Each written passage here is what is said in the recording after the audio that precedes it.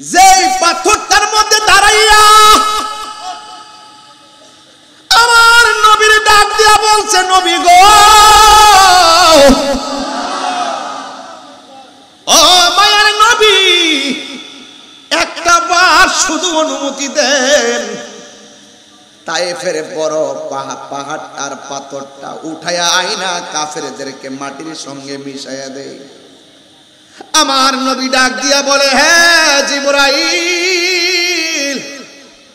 আমি তো গজবের নবী না, আমি তো রহমাতুল লিল আলামিন। এ জিবরাইল, কি কইলি রে, কি কইলি? আমি তো দুনিয়ায় এসেছিলাম